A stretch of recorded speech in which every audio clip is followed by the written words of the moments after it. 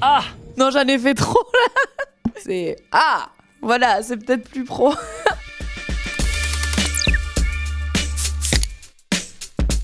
C'est génial. Surtout que moi, je suis vraiment polluée par les réseaux sociaux. Aujourd'hui, c'est mon activité et on est vite intoxiqué. Donc, un petit peu de détox téléphone, ça fait du bien.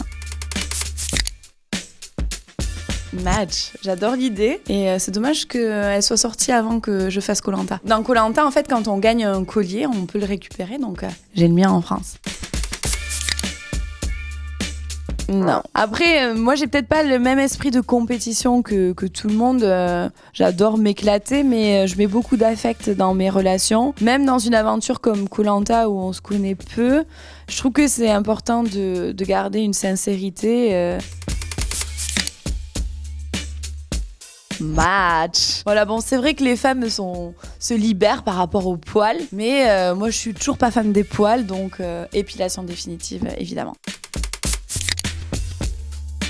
Ah, j'adore. Denis au réveil avec son A, mais quel plaisir. Ah. Non, j'en ai fait trop là. Oui, c'est version de téléphone rose. Je sais pas pourquoi quand on me parle de Denis, je pense à ça, alors que pas du tout. C'est voilà, c'est peut-être plus pro.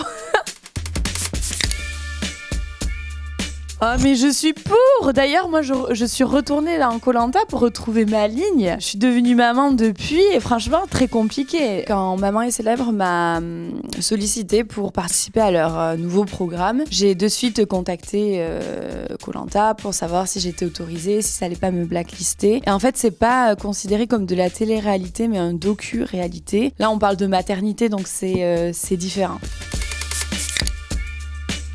Bah oui, franchement, moi je critique pas Arnaud qui a pêché avec une machette à la saison dernière parce qu'on est en survie, c'est hyper compliqué, on fait avec les moyens du bord. Alors forcément, il n'y a pas toujours la forme, mais c'est de la survie, les gars. C'est pas Jojo. Bon, par contre, j'ai vu cette scène, j'ai beaucoup rigolé, mais c'est pas trop dans l'esprit Koh-Lanta. Ah non, là je matche pas du tout, c'est horrible. Moi je suis très gourmande évidemment, je suis une épicurienne. Et c'est vrai qu'on n'est pas gâté dans Koh-Lanta avec ce qu'on a dans les assiettes. Ah, je suis pour. Ah, mais moi forcément j'adore le soleil, j'adore bronzer, donc sur une île déserte où t'as la paix, avec plaisir. Compliqué, un Koh-Lanta 100% femme, je pense que ça peut vite partir en crépage de chignon. Tout dépend des profils. Après, pourquoi pas, mais moi, je suis pour la mixité.